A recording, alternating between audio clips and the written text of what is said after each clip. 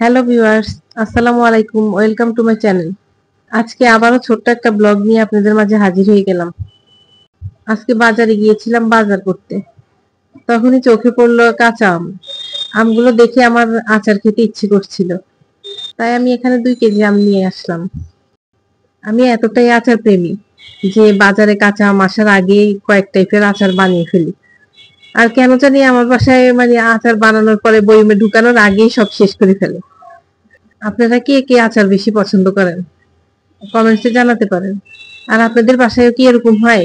আচার দেওয়ার সাথে সাথে খাওয়া শেষ হয়ে যায়? এবারের আমগুলোর আটিগুলো অনেক শক্ত হয়েছে। আচারের জন্য এরকম আটি যে দরকার। এরকম শক্ত আটি হলেই আচার খুব বেশি ভালো হয়। আমি এই চ্যানেলে আরো একটা আচারের ভিডিও শেয়ার করেছি। আপনারা চাইলে সেই ভিডিওটা দেখে আসতে পারেন। আমি কিন্তু অনেক ডিটেলসে আচারের রেসিপিটা বানিয়েছি। যারা নতুন রাঁধুনি আছেন তাদের অনেক উপকার আসতে পারে। সামনে আমি আরো একটা আচারের রেসিপি শেয়ার করব। সেটার জন্যই আমি এই আমগুলো কাটছি। বাজারে কিন্তু আম এখন সস্তা। আপনারা চাইলে বেশি করে আমের আচার বানিয়ে বছর জুড়ে খেতে পারেন। আমি এই আচারটা খোসা ছাড়াই বানাবো, তাই আমি আমের খোসা ছাড়িয়ে একটা আমকে 4 টুকরো করে কেটে নিচ্ছি। আপনাদের কাছে আমার ছোট্ট একটা রিকোয়েস্ট, আপনারা যারা প্রায় আমার ভিডিওগুলো দেখেন তাদের কাছে যদি আমার ভিডিওগুলো একটু ভালো লাগে তাহলে আমার ভিডিওগুলোতে লাইক আর একটা কমেন্টস লিখে আমার পাশে থাকবেন।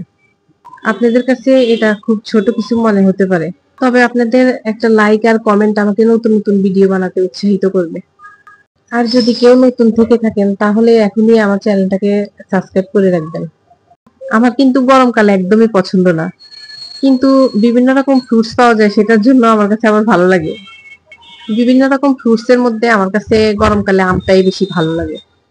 আপনাদের কার কার আম ভালো লাগে কমেন্টসে জানাতে পারেন। আর যদি অন্য ফ্রুটও ভালো লাগে তাহলেও কমেন্টে জানাতে পারেন। আজকাল বাংলাদেশের ওয়েদার এতটাই খারাপ হয়েছে, গরমকাল আসার আগেই অনেক গরম পড়া শুরু হয়। শীতকালেও দেখা যায় গরম পড়ে।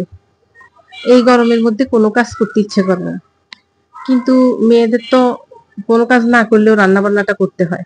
এটাই আসলে অনেক বিরক্তি লাগে। রান্নাটা যদি না থাকতো তাহলে মনে হয় ভালো হইতো। আপনাদের সাথে কথা বলতে বলতে আমি প্রায় আমগুলো কেটে ফেলেছি। এবার আমগুলোকে কয়েকবার পানি পাল্টিয়ে পাল্টিয়ে ধুয়ে নিব, আমগুলোর কষ যাওয়া পর্যন্ত। আমগুলো ধুয়ে নেওয়া হয়ে গেলে একটা ট্রেতে আমি ফ্যানের নিচে রেখে দিব আমের গায়ের পানি শুকানো পর্যন্ত। আমের গায়ের পানিটা টেনে গেলে আমি আচারটা বানিয়ে নিব এবং পরের ভিডিওতে আপনাদের সাথে শেয়ার করব আমের রেসিপিটি। তো আজকে এই পর্যন্তই। দেখা হবে নেক্সট কোনো ভিডিওতে। ততদিন পর্যন্ত আপনারা সবাই ভালো থাকবেন, সুস্থ থাকবেন আর আমার জন্য দোয়া করবেন। আল্লাহ হাফেজ।